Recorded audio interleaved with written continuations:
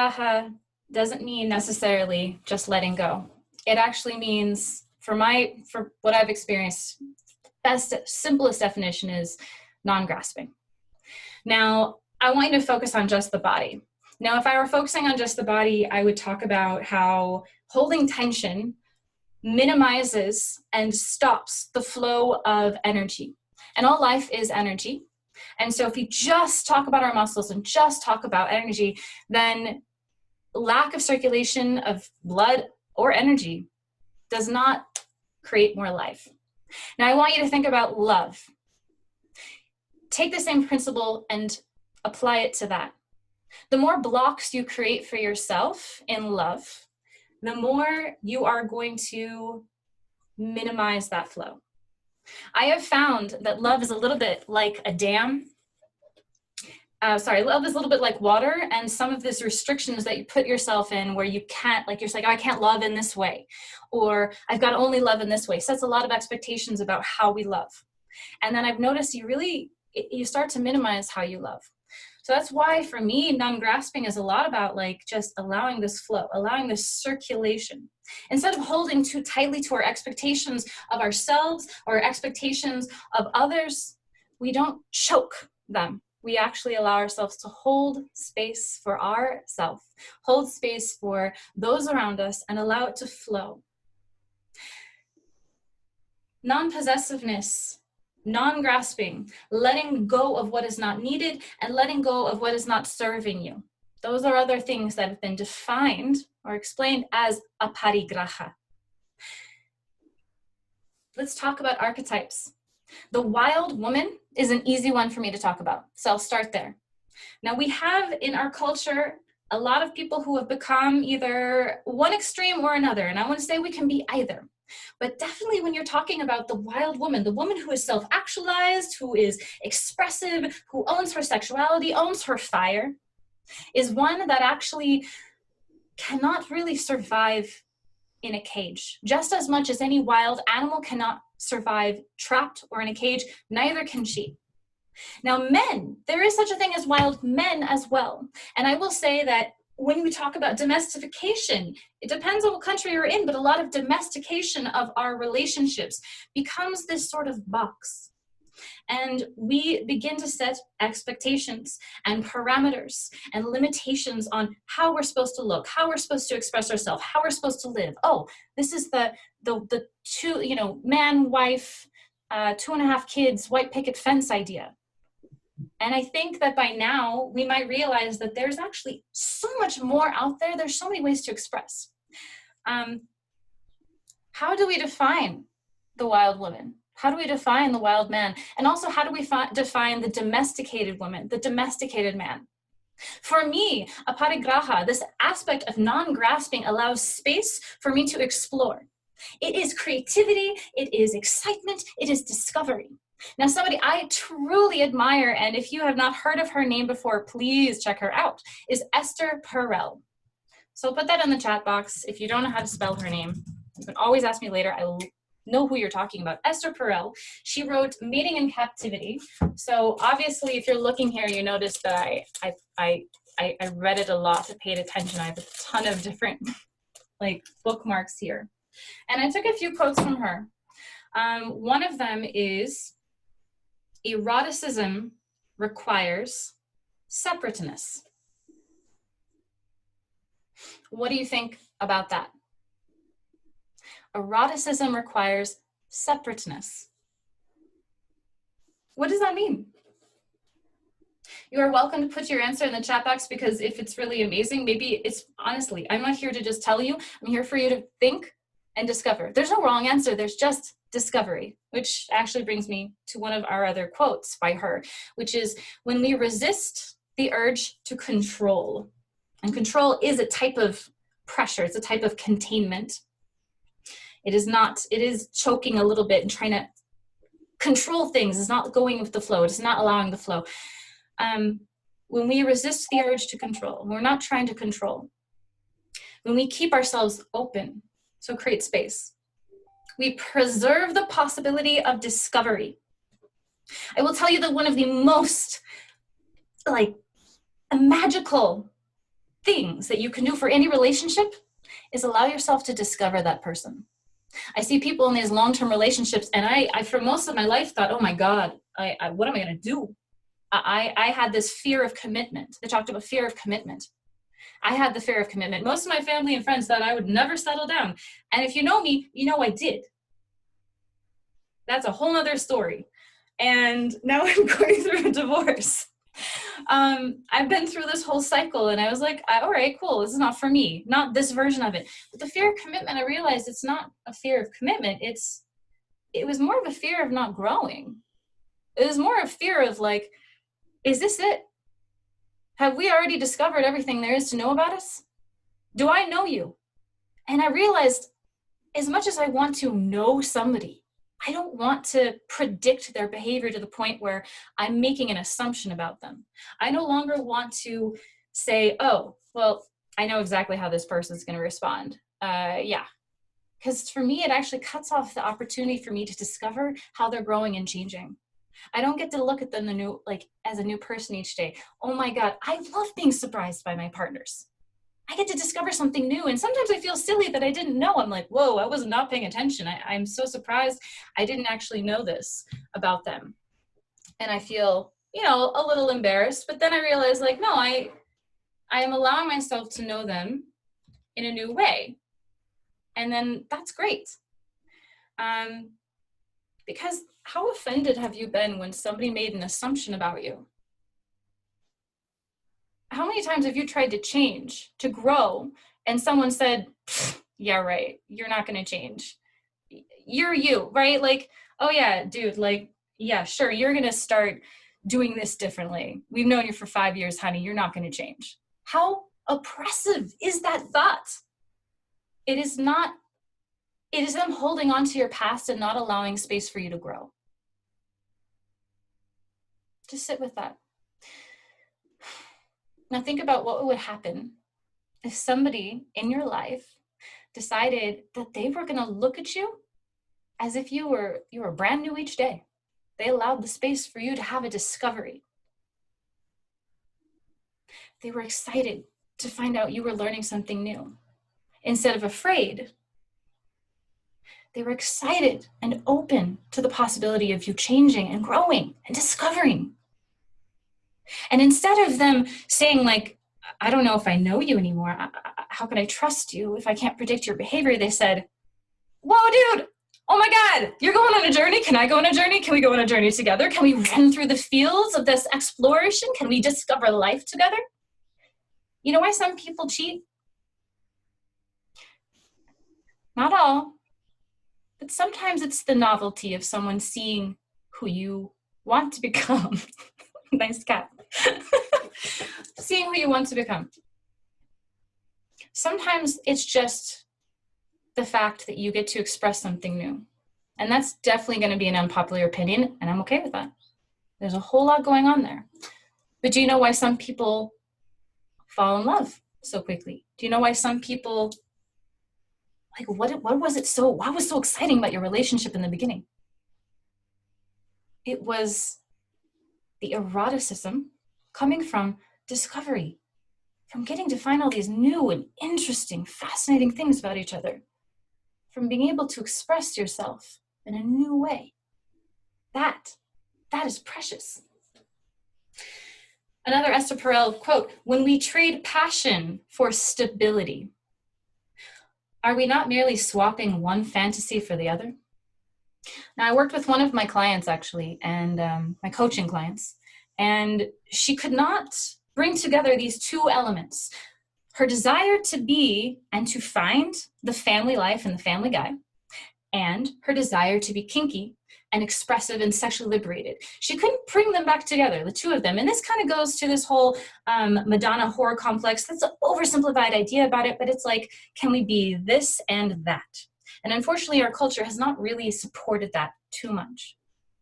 But it is this allowance to discover that we can be all of these things and bring them in. And another thing is sometimes we don't discover who we are. I mean, God, I thought I'd figure stuff out when I was 20. I mean, I was 13 and I thought, oh yeah, I'm an adult. By 18, I can figure it out. And then you hit 21 and you think you're special because you can drink. Well, this is America, so that's our rules. And then you go ahead and suddenly you're 30 and you're like, am I an adult yet? I'm not sure if I feel like I'm adulting well. And then I feel like you never really become, you just are. And you also, at the same time, are constantly becoming. I have a question for you. What does healthy love feel like? And even better, do you know? Do you know what healthy love feels like?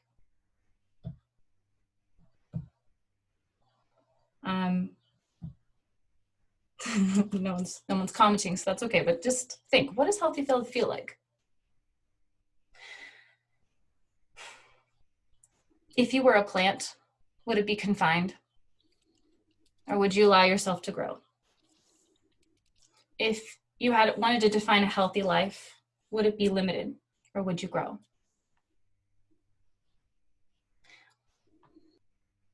Bigger question. I want you to look at your life and ask yourself, what are you afraid of losing? What are you afraid of losing?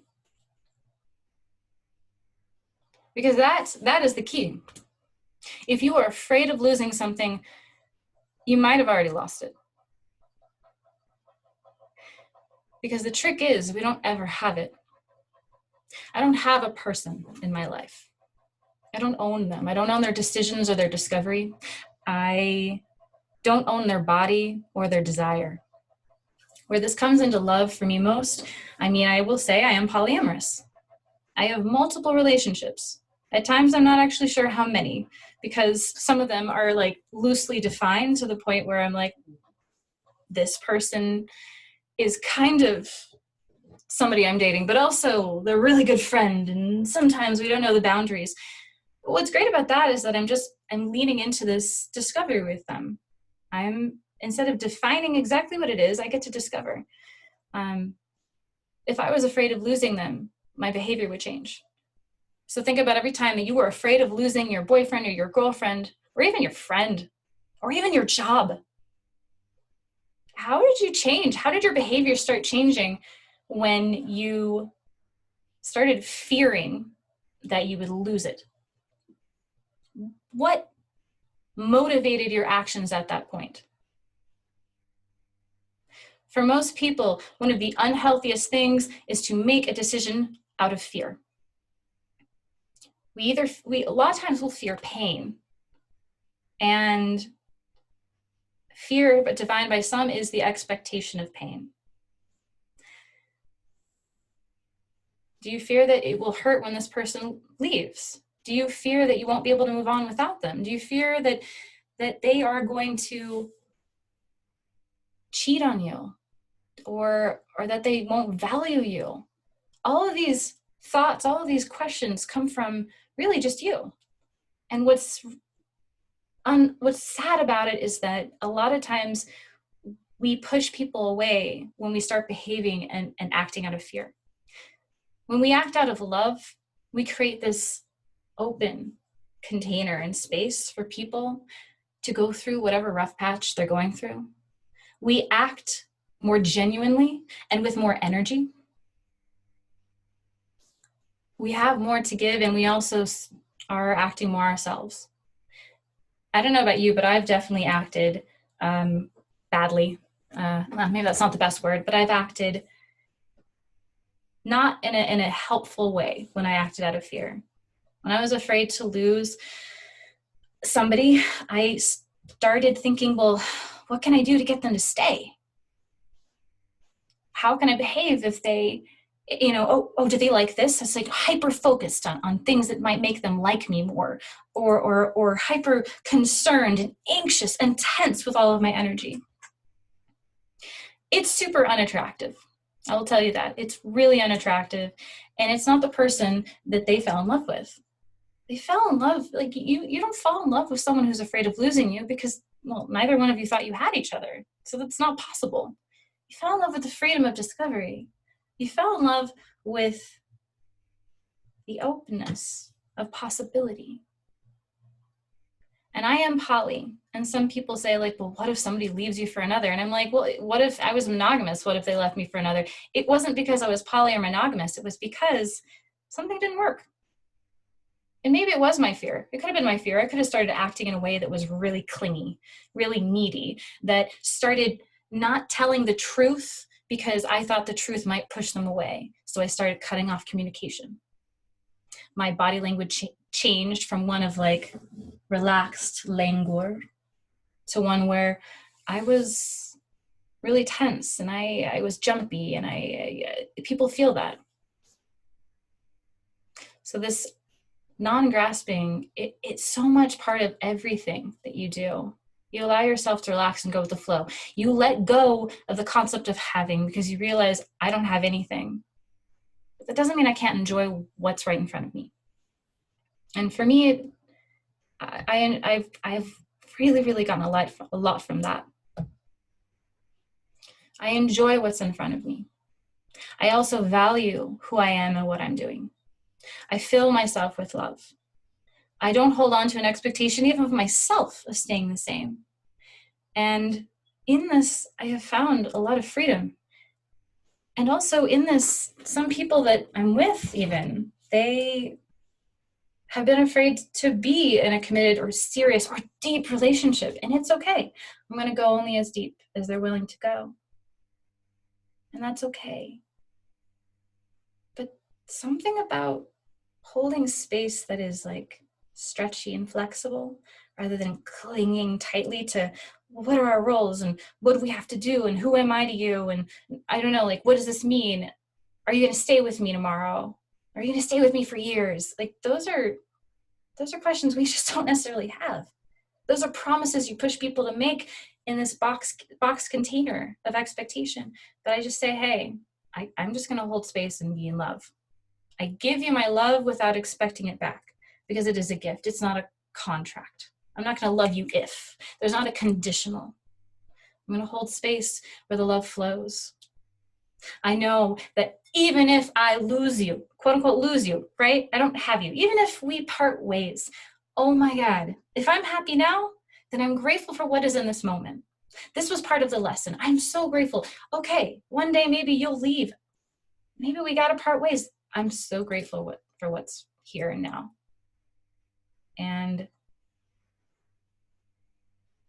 I'm not going to hold too tightly. If they start to move or shift, two things can happen.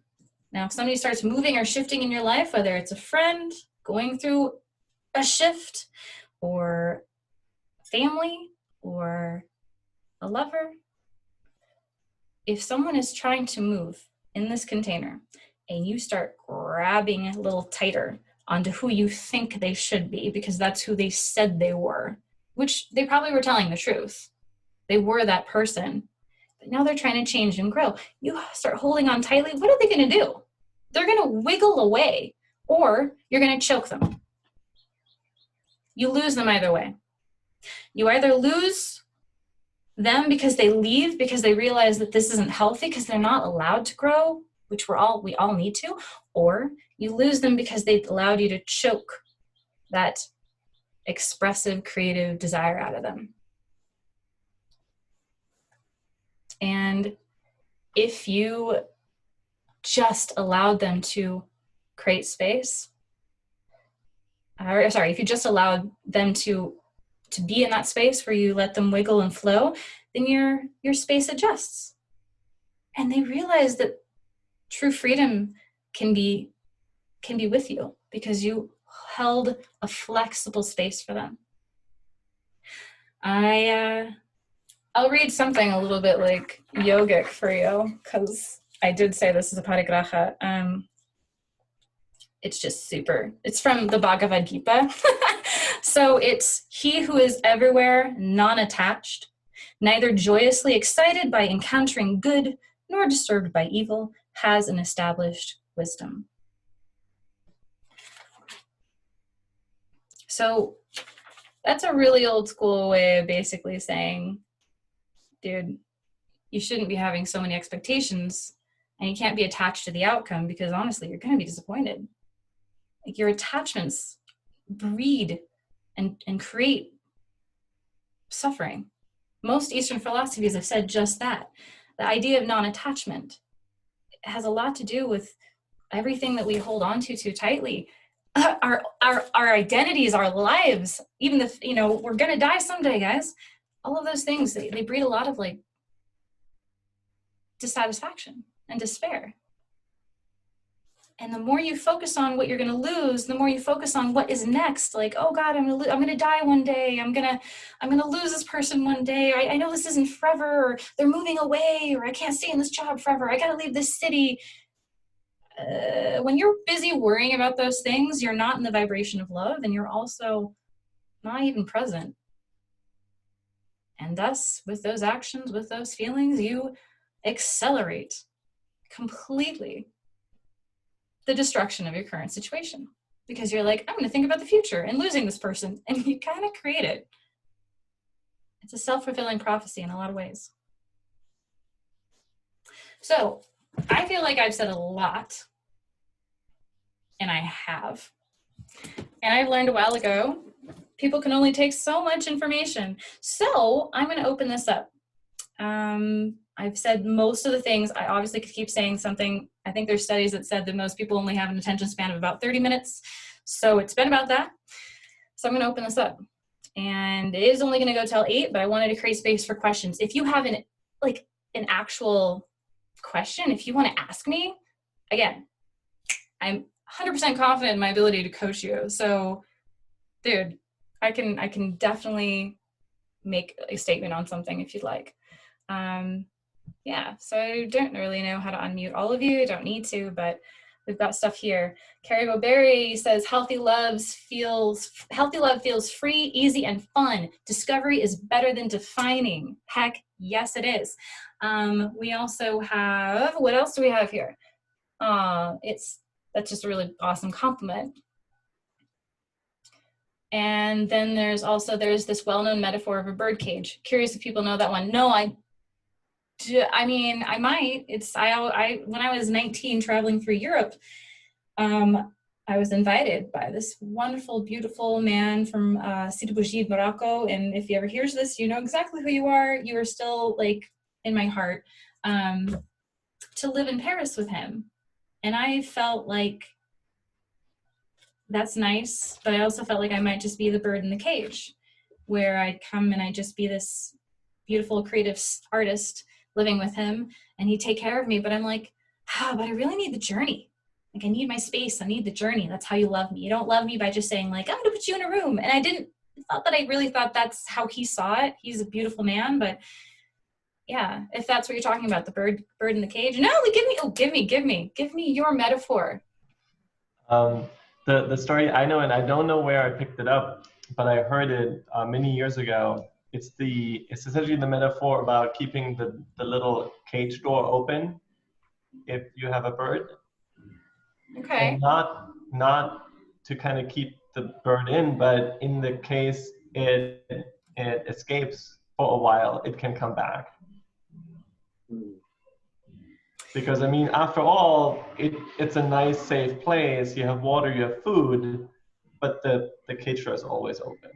I love that. One of my best friends, Paul, he is a professional dom and also a sex surrogate and sex educator, and just a wonderful guy, wonderful man. He used to help me out when I was going through my process of realizing I was a bit of a caged bird. He'd call me, he said, "You're a wild stallion" or something. And he's like, "You got to leave the corral door open. I know that about you. You got to run around, but only if you leave the corral door open will you come back." And I didn't quite get it at first, but then I'm like, oh yeah, like I will come back home, but I will kick that corral door open if you try to keep me there. And does that make sense? You might not come back if it's closed because you know you're trapped again. Exactly. Yeah, definitely. How many of you guys actually relate to this? How many? Totally. Yeah. I mean, I think that there's so much of depth in the birdcage story, because it's like there's a sense of letting go and leaving the cage open, right? So you're not attached to the bird, if you're the bird owner or whatever, right? And if you want to keep this bird, but if you give it everything you need, it'll come back. It'll find its way home, right? Mm-hmm. Also for the bird too, it's also from the bird's point of view, right? You can also look at that story and unpack it from being restricted versus being open and coming back to a grounded, rooting home, if that's what you see and get from it, right? So I see both sides of it, and both are beautiful. Yeah, absolutely. And this is kind of odd because my mom is in this room, and I'm not saying I had a bad upbringing. I didn't. It was great. But I also know that like literally nobody can be perfect. I honestly feel like people will, or I feel like we always are going to have a problem. We're going to have like no matter what, like I say, it's leveling up. Like when I have my clients, I'm just like, all right, this is great. I'm so glad you made it here. You want to level up again? Like, I just think that no matter what, you're always going to have an opportunity to level up. But I do think that I wanted to see, it's not just love in relationships, not just romantic or sexual relationships, it's love. And so I think one of the hard things to do as a parent is to let go or create open space for our kids to go and come back. You know, first day in kindergarten, I hear that's tough. I hear there's lots of tears. And I hear also, you know, like when they move out, you know? And I think that's a very close love. We want to protect. Oh, my mom is unmuted. You got something to say? Yeah, I was just going to say on the first day of kindergarten, your dad and I both stood there watching you. And we expected you to cry, but you just said, see ya, turned around and ran towards these total stranger kids. The two of us were crying. So, you know, we were happy that we have a kid who's that secure, but the two of us thought, oh, you know, because we knew that was the beginning of you doing a lot more of that, leaving. But then, you know, the truth is, as a parent, eventually you're going, oh my God, she's coming back again. No. Right? Okay, I won't move back in again. No, just kidding. No, we love you. You know, we're always there. But that same thing on the first day of kindergarten. Has anybody else heard that story about them? I feel like the kind of people that would gravitate towards this are probably the people that resonate with like that free spirit and that independence. Yeah, I really do. There's a lot of safety and in the stability. You know, I want to say that I wrote down a question. It was what excites you? One, discovery, being able to explore new things, stay curious and playful, share self-realization.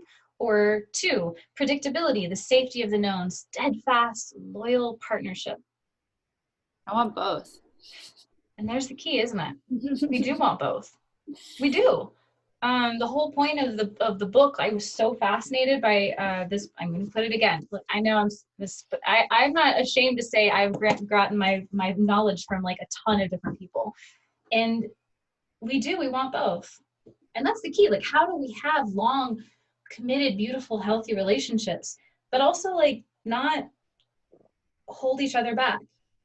And I honestly feel like this is the key, Aparigraha. It's the non-grasping. And the way we do that is also, it's non-defining.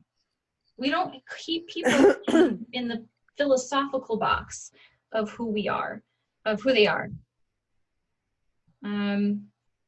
Yeah, and we don't hold them back from growing. It's super hard though, isn't it?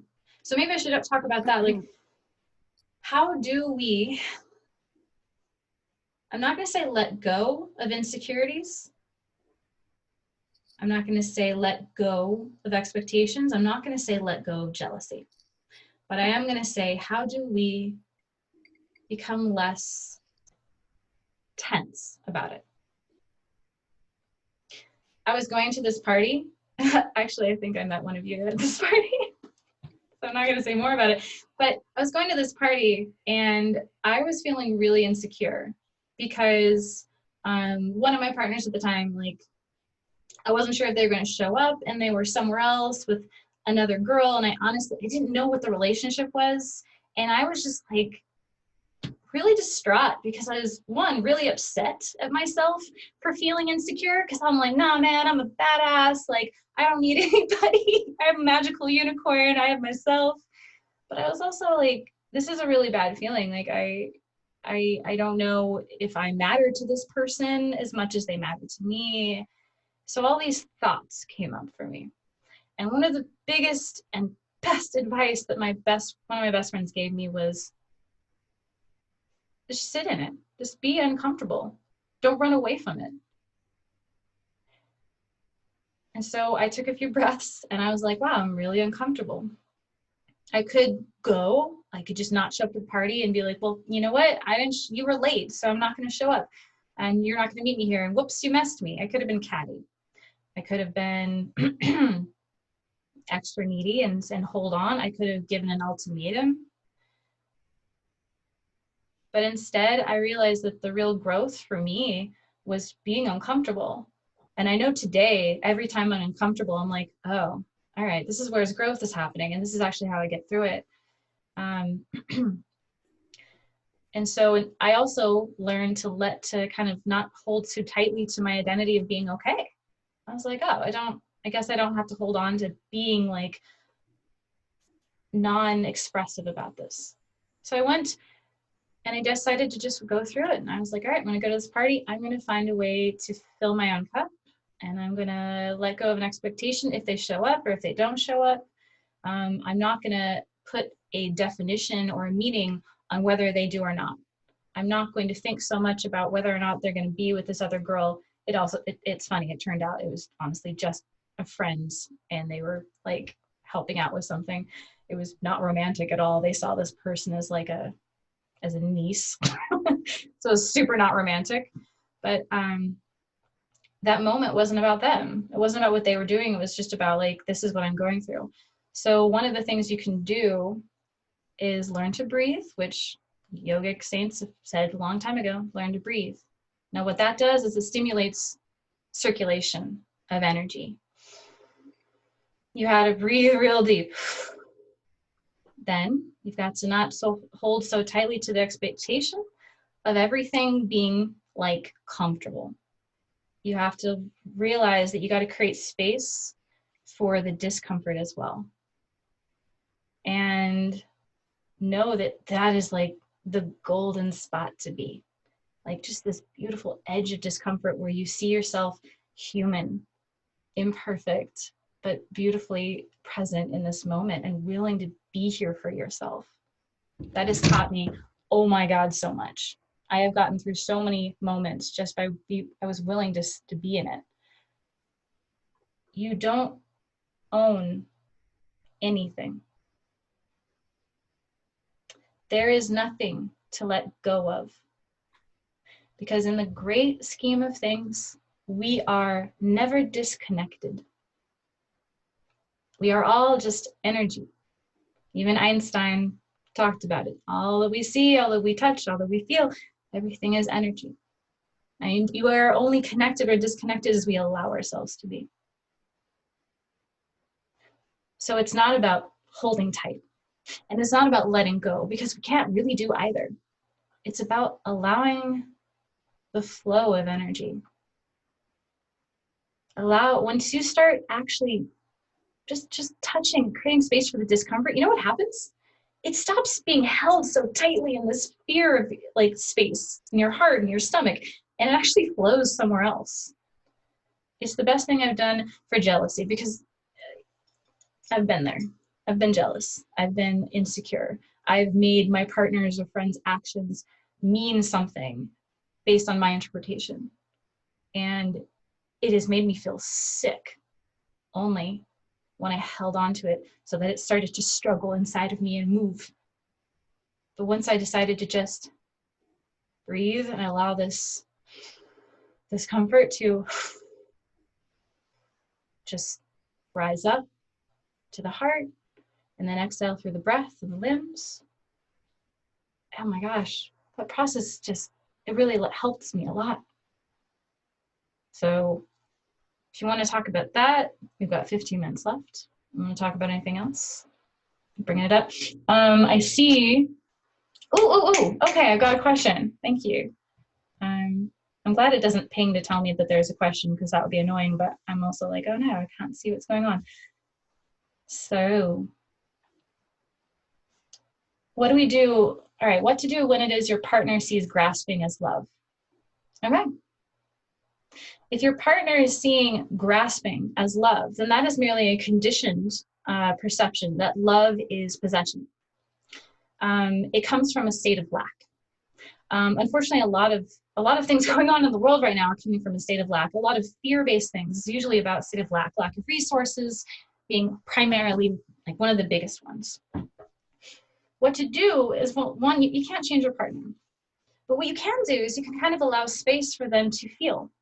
If you tell them they're wrong, they're going to feel attacked. If you tell them they're right, then they're going to be validated. Really, it's about what space can you hold in yourself that is so infectious and so steady, so calm, that they might actually see that there doesn't need to be a fear of losing you. I'm not saying you shouldn't go, but I'm saying that your energy and your vibration that you're bringing and how you respond to their fear, it does change a lot. When my partners or my friends are afraid of something and they come to me with this like neediness, I'm just like, hey, I'm going to hold this space. I'm going to create a non-attached like space inside of me, a non-grasping space inside of me. And that's how I hold space for them. I talk to them, and instead of telling them, honestly, instead of telling them they're wrong, I ask them questions. I want them to discover what is it that they're afraid of. A lot of them aren't self-aware enough to actually ask those questions. And I want to, if you're willing to with this person, depends how deep your patience, energy, and love goes. I want you to say, where do you feel like you don't have love? Where do you feel like you need love? Where do you think the love is coming from, or what are you afraid of actually losing? Maybe discuss with them in a beautiful way, like their fears. God, that's such a great like intimacy building thing, is when you're both willing to be vulnerable. And I think that we could talk more about that one-on-one too, because there might be some practices that we can do, but that's a good start. All right, how do you deal with personal needs and boundaries? Do you let go of those, or is there a way to be non-grasping with them? Ooh, this is so good. Brene Brown, okay, another favorite one. Rough quote is going to be basically, the most compassionate people are those with good boundaries. Now, the reason that is because you are holding a container for yourself. Now, if I allow somebody to step all over me, a lot of times people interpret that as being like generous. Oh, she's really generous. She's giving. Oh, she's the one that, oh no, she totally, dude, she's fine with it. You can come to her house anytime. You can drop in. You can stay on her couch. It's taking advantage of that person's generosity, and it doesn't feel good, and it breeds resentment. And what's troubling is that there's a big like culture about being so giving, so loving, that we feel wrong when we're not doing it. I feel, you think, I feel like I should give them more. Oh, I feel like, I should be cool with the fact that they want to spend more nights with me and like use my toothbrush. Or I feel like, I should be more open. I should be this. Those are all judgments. There's no should. There just is, this is how I feel now. It doesn't have to be how you feel 10 years from now or even a month from now. This is how I feel now. It is what you need.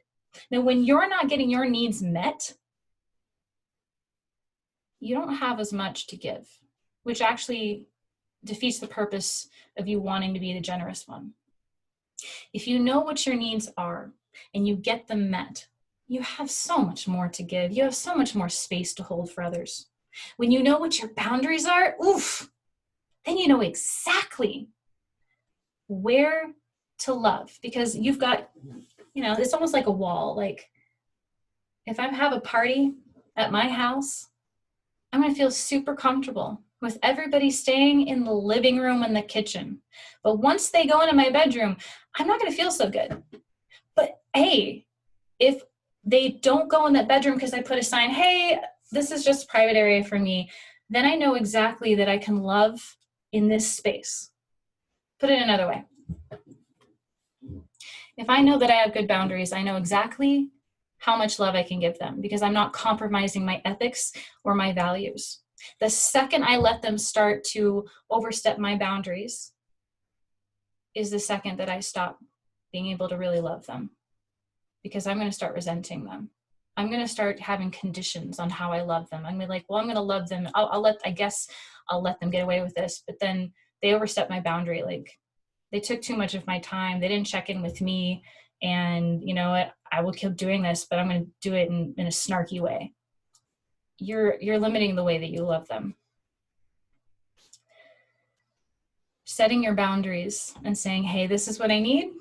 I have like an hour of time, but during that hour of time, I'm going to be so present with you. You ever have that? Somebody calls you up. They're the type to just never stop talking. And you know that when you answer the phone if you say you have an hour, they're going to take 3 hours, but you haven't set a good boundary about like clicking off the phone. And so you start tuning out because they're not actually respecting your time. And then suddenly when they start calling, you kind of stop answering. You stop actually being able to hold space for them. You stop loving them in a very present and full way because you know they're going to suck energy from you. But if you had a good boundary with them and you said, hey, you know, I only have an hour of time and I really only have an hour of time. And they say, oh, I totally understand. It allows you to be 100% present with that person for that hour. Does that make sense? Good. All right, we got one more. You should do a TED Talk. That's I don't know how a TED Talk would work. That would be great. So what works in the relationship when one is trying to change and accept new things and move forward, and the other is more, well, that's the way I've always been, or that's the way I am. I'm not sure if this question is asked for the person who wrote it or if they're asking it because they know that I had to go through this. But I also feel like this is a universal thing. Because as I was saying, like when you're in a relationship for a long time, we begin to have comfortable assumptions about the person. You know, like, oh, I know him, I know her. It's a very unloving thing. We don't know that it's unloving. We think that quote unquote knowing somebody is a familiarity, and we think familiarity is a type of love. But not allowing yourself to catch moments where you say like, oh, I know he's not going to change. He's going to do this way. Or, well, why are you changing all of a sudden? Like, it's been fine.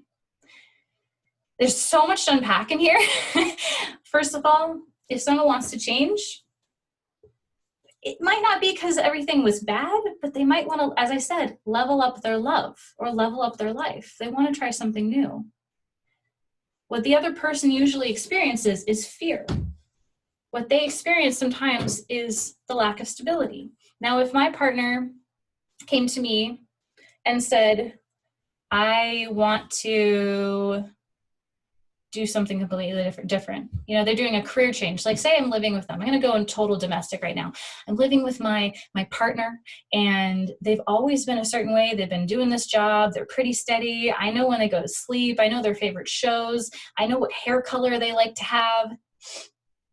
All of a sudden they come to me and they're like, I want to be a contortionist in the circus and I'd like to leave to go learn how to do that. I know that's a really random example, but hey, got to keep things lively. It doesn't really matter what they said. It just I'm just in shock. I never saw this coming. That's my thought. I never saw this coming. And then I'm like, who is this person? And then I'm like, when did they change? And then I think, well, what's my role in their life? Am I going to be part of this change? Can I go with them on this change? I might not even realize that's what I'm thinking, but there's so much about living with somebody or being in a long-term relationship that is based on stability, which is really just another way of saying safety. I don't feel safe anymore. That person changed the rules on me. If I couldn't see this thing coming, what else can't I see coming? If I can't predict their behavior, like, do I even know them? And then I start questioning and guessing, like, I don't know them. Also, I might have been really comfortable with how things were. And I might be worried that how things are going to be aren't going to be comfortable. And since there's been no established model for addressing change and exploration since the beginning, which, guys, is pretty normal. Like, usually we don't talk about little micro changes. We just get into a flow, or, well, actually get into a rut. If we haven't had this discussion, I don't know how to handle it. Like, I don't know the right questions to ask. I don't know how to check in to say how I'm feeling. I don't have the self-awareness to realize I'm unsettled. I haven't been unsettled for a while. There's a reason that we don't change jobs when we've been there for a long time, even if we're not really passionate about it. There's a reason we don't like moving when we've been in the house or an apartment for a long time. And it's a similar reason to why we don't change relationships when we've been in it for so long. We feel like we've invested a lot. It's good or bad. It's something we know and we're familiar with. And instability creates chaos to us, most of us. But chaos doesn't have to be bad. The whole world right now, this pandemic, has been asked to change. And most of the response from a lot of people has been fear. We don't know what's going to happen next. That's fear. But the truth is, we actually didn't ever know what's going to happen next. And that's kind of the point I'm trying to get at. Like, we never know what's going to happen next. I don't know what's going to happen next with my loves. I can hold on so freaking tightly they can get hit by a bus tomorrow. I could get hit by a bus. Well, there's not a lot of buses around here, but I could get hit by a bus tomorrow. Holding on does jack diddly. And really what it's about is, like, are you in the vibration of fear or are you in the vibration of love? And if your partner is in the vibration of fear, then it's not going to help to address that you want to change. It's going to help to address the fear of loss, the fear of change. What they want is love. What they want is to know that this change doesn't mean that they have to change, because they might not be ready. What they want is to know that they don't have to question things, that maybe you could say, like, hey, I know that I'm going to change careers, but I want you to know I'm discovering this. I don't know where it's going to take me either, but that I do love you. And that's not a condition of me growing. Does anybody else have anything to say about that? Nope. All right. It is 2 minutes to 8 p.m. my time. So I will wrap this up because I did say I would end it. So it's really, I'm just going to end the recording. And you can freely speak to me for the next 15 or so minutes. You can ask me about if there's a quote. You can look at my website, thekinkyyogi.com. I want to say thank you so much. That was so awesome. I've been hanging out with you on Zoom quite a bit lately. We've been co-creating our businesses together, which has been so super cool. And I've never really seen you in your flow. I've had some coaching from you. She's an amazing coach, everyone. And I wonder if she's doing consultations. I think she. Oh God, that's right. I do consultations. I do consultations for free. Carrie is reminding me that I forget to tell people that I do work. I do work. So last thing, if you're on this call, I would love to do a consultation with you. They get me super jazzed up, and I do charge for it after that. But honestly, you're going to save a lot of money. I've had clients who were spending money on therapists or other coaches. I've had clients who were spending money on self-help books, programs. I've had clients who were spending money on medical stuff because they thought that their issue was medical. And now they don't have medical bills. So I'm don't worry about you are going to get your money's worth here. But more than that, it's I'm so excited to help people. It just excites me, and I love to talk to people, and I think that everybody deserves to live a very amazing life, and that if you don't think you can have it, trust me, you can. So I can help you live and love authentically. I love that during this, I got to see, like, you are so knowledgeable, and really getting those one-on-one sessions and getting to go deep on your own personal thing that's coming up for you in the moment, and working on goals together and everything. It's just, it's pretty incredible.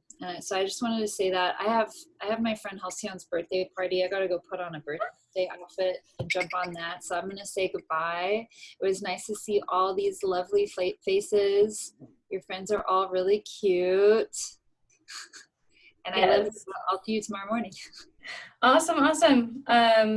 Yeah, and then if you want to like donate for the class, I can't say no, so I'm putting in some information. But as I said, you can just sort of like ask a few questions. I'd love your feedback, actually. If there was anything I could make clear. I think I probably talked too fast because I had a lot of caffeine before this. I had a lot of chai. That was awesome.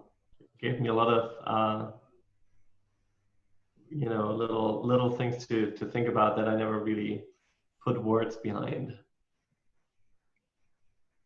I love that. That's awesome. Yeah, if is there one thing that you would take away from this?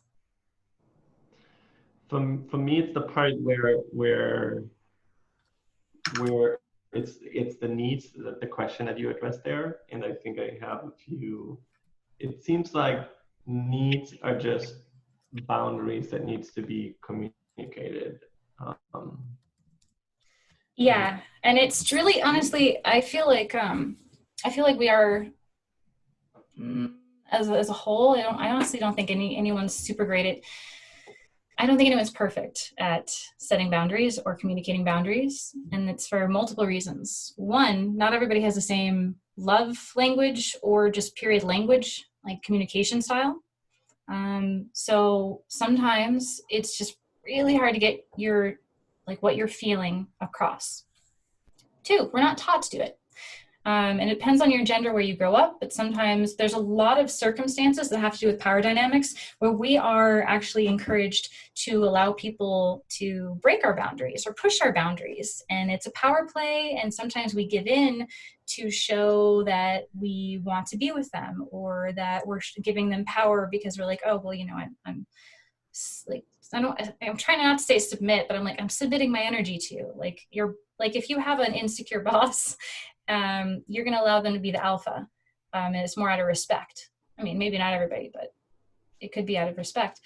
And even as kids, I love to work with people in boundaries, because I think, no, we're not perfect, but dude, no one is. The beauty is you will always discover it, but you'll discover it with different people. The key is, honestly, just, you got to get super clear with it, with yourself, and stop compromising. The more you think compromise is not great. Don't compromise your boundaries. You will absolutely regret it and resent the person. It defeats the purpose. It's not loving.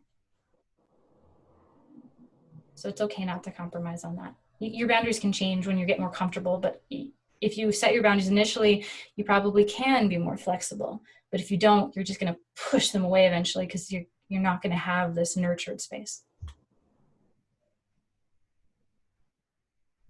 Wow. I just wanted you to know I'm not kidding about you doing a TED Talk. I appreciate that. That would be awesome. I don't know who. I would love that. I just have no idea who. Ask John how he got here. I don't know. Or do one at Burning Man. I wanted to. Actually, I guess there's like a virtual Burning Man, and I meant to actually, my camp last year when I was there, I was like, I want to do a talk on stuff. And one of the things I was going to do, I still don't have the name, but it has to do with like holding space for men while not sinking into like over nurturing, because a lot of women will sink into over nurturing, and it's a problem because